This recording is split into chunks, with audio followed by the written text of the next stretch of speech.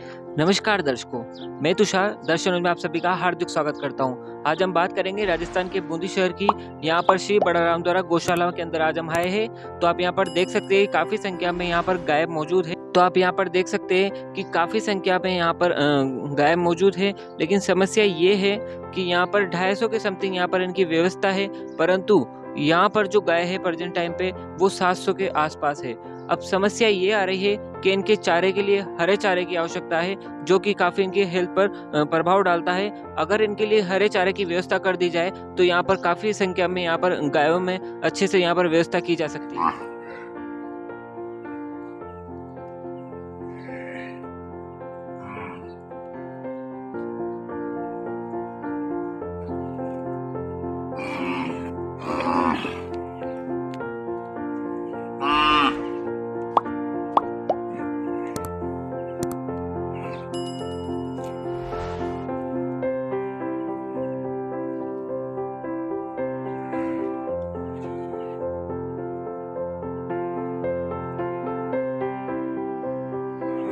तो आप यहाँ पर देख सकते हैं हम आ गए हैं नंदीशाला में, जहाँ पर आप देख सकते हैं कि किस प्रकार से यहाँ पर काफी अच्छी व्यवस्था यहाँ पर की गई है। यहाँ पर आप देख सकते हैं किस प्रकार से यहाँ पर नमक नमक जो है उसको चाट रही है गाय नंदी। आप यहाँ पर देख सकते हैं, लेकिन यहाँ पर क्षमता से अधिक यहाँ पर नंदियों को लाया गया है।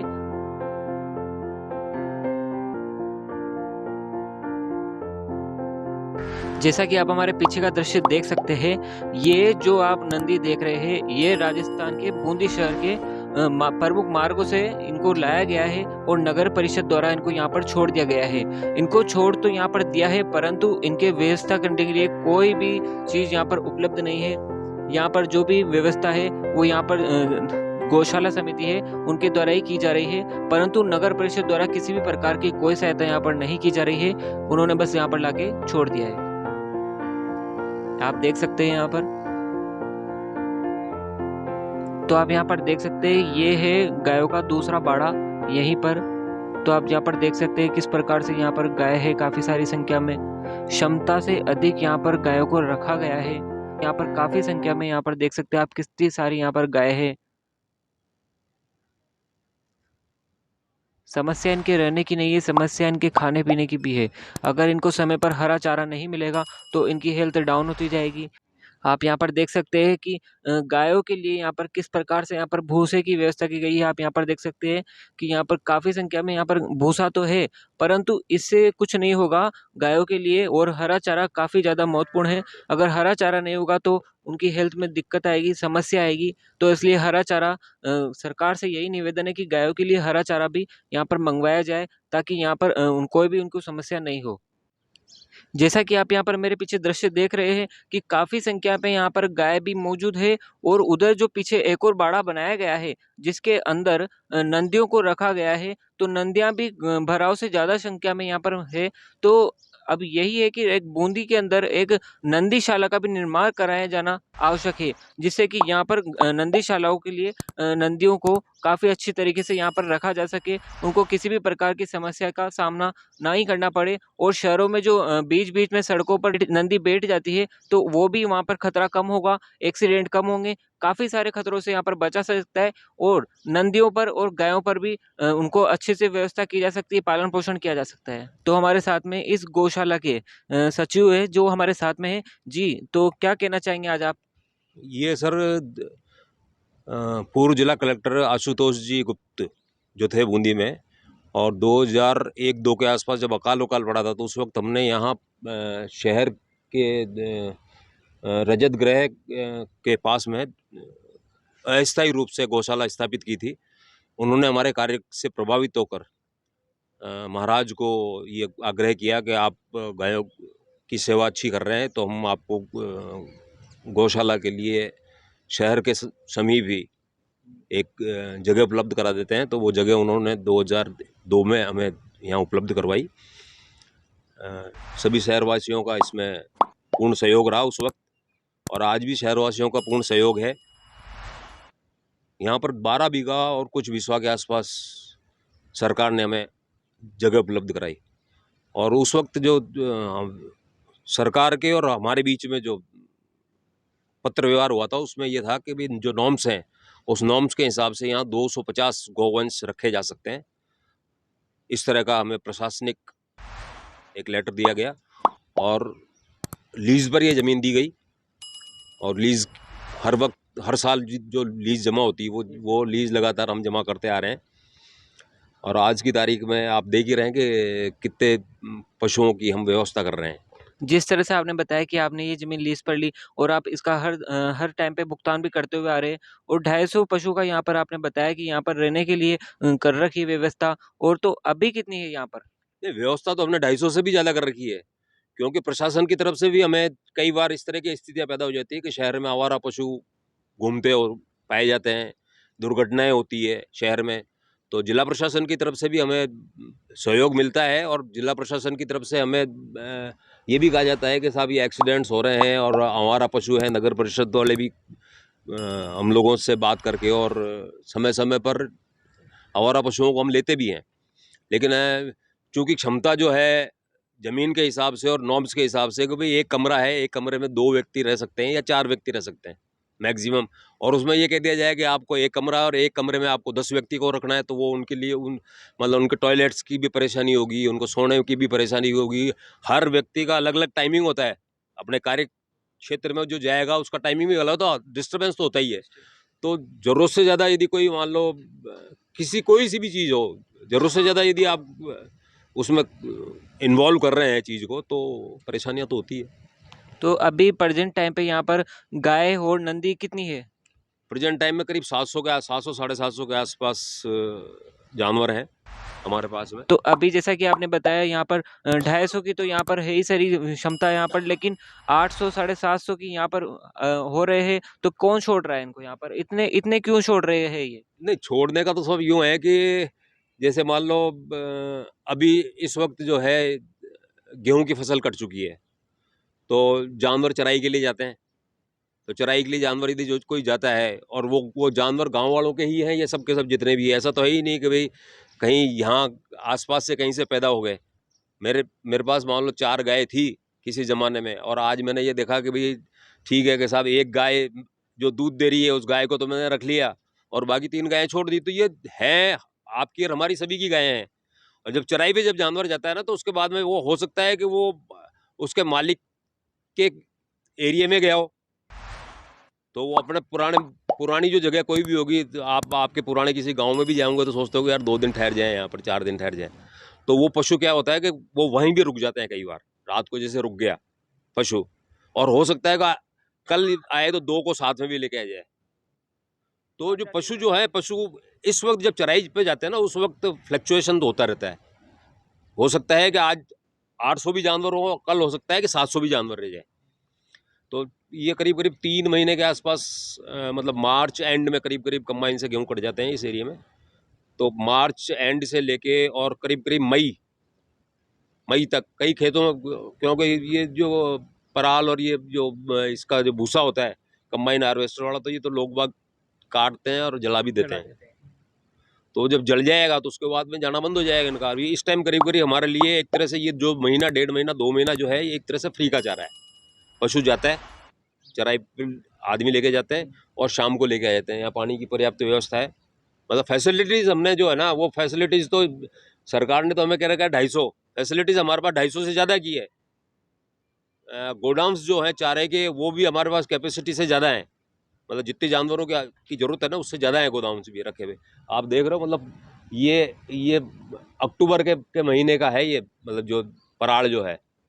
तो ये पराल जो है, अब जैसे मान लो कंबाइन से जो चारा कट चुका और बरसात से पहले पहले आप वापस मान लो महीने 1.5 महीने बाद 2 महीने बाद आएंगे तो आपको ये पराल नहीं दिखेगी। तो इसको उस हिसाब से हम बरसात से पहले पहले इसको ख़त्म कर देंगे, फिर उसके बाद भूसे का नंबर लेंगे। और बरसात के टाइम पे भी क्या है, पास में ये बिल्कुल पहाड़ी है। प्रशासन नगर पर मतलब ये आपके फॉरेस्ट वालों की तरफ से भी सब मतलब सहयोग उनका सब कुछ पूरा है। लेकिन जितनी हमारी क्षमता है ना, उस क्षमता से ज़्यादा जानवर। और फिर पिछले सीजन में ही सर्दी के टाइम पे लंपी वायरस आ गया था। तो ऐसी स्थिति जब हो जाती है ना, तो उस वक्त इनको मैनेज करना बहुत भारी होता है। उस वक्त मतलब क्या है कि यदि परिवार सीमित होगा ना, तो आप इलाज भी अच्छी तरह से करा पाएंगे। बिल्कुल, बिल्कुल। जैसा कि अभी आपने बताया कि 250 गायों की यहाँ पर क्षमता है, परंतु यहाँ पर नंदी और गायों को मिला के 800-700 के आस-पास हो जाती है। अब इनको सँभालने के लिए कितने लोग यहाँ पर मौजूद रहते हैं? किस तरह से इनको चारागाह करवाया जाता है? करीब साहब हमारे यहाँ पर मतलब जो है 8 से 10 का स्टाफ है और गोबर-वोबर उठाने वाले अलग से हैं। अभी तो 15 लग मतलब गोबर उठाने वाले अलग हैं और वैसे अभी इस टाइम क्या है कि अभी इस टाइम भूसा इकट्ठा कर रहे हैं हम लोग खेतों में से। तो कई तो होते हैं जो हमें सहयोग देते हैं, तो सहयोग से मतलब हो जाता है कई बार तो कि भाई आज पिछले 2-3 सालों में जो कंबाइन का जो भूसा होता था ना उसको बेचने का सिस्टम नहीं था, बेचते नहीं थे। वो ठीक है ट्रॉली के हिसाब से हम ट्रॉली वाले से बात कर लेते थे कि भैया कितने रुपए लेगा, कि साहब 1200 रुपये लूँगा, एक ट्रॉली भूसा बना दूंगा। अब क्या हो गया, 1200 रुपये तो वो ले रहा है और जो बेचने वाले हैं, नोड़ाएं बेचने वाले हैं, वो 300, 400, 500, 600 रुपये पर बीघा खेत वाले मालिक वो खेत वाला मालिक भी लेना शुरू कर दिया। तो हमारा अब जो है ना, जो कॉस्टिंग है वो कॉस्टिंग डबल हो गई। 1500 में आती थी ना, वो आज 3000 रुपये में पड़ रही है। तो करीब करीब 5 से 6 बीघा के आसपास में ये ट्रैक्टर उसको भूसा बनाने के लिए इकट्ठा करता है ना, तो 5 से 6 बीघा के आसपास एक ट्रॉली में लग जाता है। तो आप हमें ये बताइए सरकार द्वारा कितना आपका अनुदान वगैरह मिलता है? नहीं, सरकार की तरफ से तो साहब पिछली सरकार के समय शायद मेरे को कंफर्म नहीं है, लेकिन हाँ मतलब एक तरह से कंफर्म है, वसुंधरा जी के समय पर 3 माह का अनुदान दिया जाता था। और वो भी अनुदान जो है ना, वो भी पहले ऐसा सीमित था कि जिस एरिया में दोनों फसलें अच्छी पर्याप्त मात्रा में होती है उस एरिया में अनुदान नहीं दिया जाता था। वेस्टर्न राजस्थान में जहाँ अकाल की स्थिति होती थी, यहाँ अकाल नहीं पड़ता ना, वहाँ पर अनुदान की का पहले प्रावधान नहीं था। लेकिन जैसे जैसे जैसे जैसे गौ जगह जगह पर गौशालाएं खुलने लगी, लोग गायों को आवारा छोड़ने लगे, त्यों त्यों सरकार ने सोचा कि भाई ये ऐसा कैसे काम चलेगा। तो इसके ऊपर शायद रजिस्ट्री के ऊपर, ये स्टाम्प के ऊपर गवर्नमेंट की तरफ से कुछ टैक्सेस लगाए गए और उस टैक्सेस से ही इनको पूरे राजस्थान की गौशालाओं को अनुदान उपलब्ध कराया जा रहा है। शुरू में 3 महीने का था, गहलोत साहब के टाइम पर उसको 3 से 6 महीने किया, 6 से 9 महीने किया। सरकार की तरफ से अनुदान मिल रहा है, लेकिन हाँ यदि 12 महीने अनुदान मिले तो गौशालाओं की अच्छी व्यवस्थाएं हो सकती है। तो अभी पर जानवर अनुदान कितना मिल रहा है? 3 वर्ष से कम वालों के लिए तो अनुदान जो है वो अभी 20 रुपये है छोटे जानवरों के लिए, और बड़े जानवरों के लिए 40 रुपये है। पहले 32 रुपये बड़े जानवर के और 16 रुपये छोटे जानवर का था। कुल मिला के सब अनुदान से ऐसे गौशाले, ये मेरा व्यक्तिगत राय है, इस तरह से गौशालाएं ज्यादा समय तक नहीं चल सकती। मतलब गौशाला जो है ना वो सेल्फ खड़ी होनी चाहिए, दूध बिकना चाहिए, आत्मनिर्भर नहीं होगी ना जब तक गौशाला, तब तक ये गौशालाओं की स्थिति ज्यादा अच्छी नहीं रह सकती। तो जो यहाँ पर जितने भी पशु है तो उनकी चिकित्सा के लिए किस प्रकार से व्यवस्था कर रखी गई है? बिल्कुल, हम साहब बूंदी से सिर्फ जो बड़ा हॉस्पिटल है, पशु चिकित्सालय, उससे 4 किलोमीटर पर है। और पशु चिकित्सालय और मतलब पशुपालन विभाग की तरफ से हमें पूरा समय समय पर जितना भी सहयोग चाहिए वो मिलता रहता है। डॉक्टर नियुक्त हैं, हर गौशाला में डॉक्टर नियुक्त हैं। वो समय समय पर विजिट करते हैं। हम जैसे ही हम मतलब उनको खबर करते हैं तुरंत आ जाते हैं। 4 किलोमीटर पे है। इस तरह की हमारे आज तक कभी कोई परेशानी नहीं हुई। हम पशु चिकित्सालय वालों की तरफ से, डॉक्टर्स की तरफ से, प्रशासन की तरफ से पूरा सहयोग मिलता है। तो आप हमें ये बताइए कि अभी जिस तरह से आपने देखा, हमें बताया, तो आप क्या कहना चाहेंगे? किस प्रकार की आपको समस्या हो रही है? किस प्रकार से आप क्या सहायता मांगना चाहेंगे? तो दर्शन न्यूज की तरफ से आप सभी को बताइए कि क्या कहना चाहेंगे आप? देखो साहब, सबसे पहली बात तो ये है कि जो जगह कम है तो हमें कुछ जगह उपलब्ध हो, क्योंकि मान लो आप 750 पशु हैं तो इसका मतलब कम से कम 25 बीघा जमीन हमें और सरकार की तरफ से अलॉट हो। और उसके अलावा हरे चारे की व्यवस्था जो है ना वो बहुत गंभीर समस्या है। मतलब जो बॉडी हेल्थ के लिए जो हरे चारे की आवश्यकता है ना, वो कम से कम एक पशु को 10 किलो हरा चारा मिलना चाहिए, जबकि हरा चारा इनको बॉडी हेल्थ के हिसाब से नहीं मिल रहा है। तो पास में ही खूब सवैचक जमीन है, चरागाह है, गवर्नमेंट की तरफ से चरागाह विकसित करें और हमें वो चरागाह उपलब्ध कराए और हरे चारे के लिए ज़मीन अलॉट करें, ताकि हम गौशाला वाले अपने पशुओं की जो दैनिक आवश्यकता है उसके लिए हरे चारे की उपलब्धता कर सकें। जैसा कि आप देख रहे हैं कि यहाँ पर नंदी को और गायों को एक साथ रखा जा रहा है, तो आप क्या कहना चाहेंगे कि बार-बार आप देख रहे होंगे कि नंदीशाला निर्माण के लिए माँग उठाई जा रही है, तो क्या कहना चाहेंगे अब नंदीशाला खुलना ज़रूरी है या नहीं? नहीं साहब, हमारे यहाँ पर तो नंदीशाला हमने अलग से बना रखी है, आप देख भी रहे हैं। और हाँ, लेकिन नंदीशाला शहर में बहुत आवश्यक है। जो हमारा नर पशु जो घूमते हैं, एक तो बाधिकरण बहुत ज़रूरी है, मतलब कि ये जो, और हमारे यहाँ पर तो समय समय पर पशुपालन विभाग के लोग आके और उनको बाधी भी करते हैं। नंदीशाला बहुत आवश्यक है और लोगों की जो मांग है उसके हिसाब से, और सरकार की प्लानिंग भी है, मतलब पिछले 2-3 सालों से इस तरह की चल भी रही है कि साहब नंदीशाला खोलेंगे, और इस तरह के प्रस्ताव पूरे राजस्थान में लिए गए सरकार की तरफ से, और यहाँ से भी प्रस्ताव गया हुआ है, लेकिन क्यों नहीं खुल रही ये मुझे पता नहीं सर।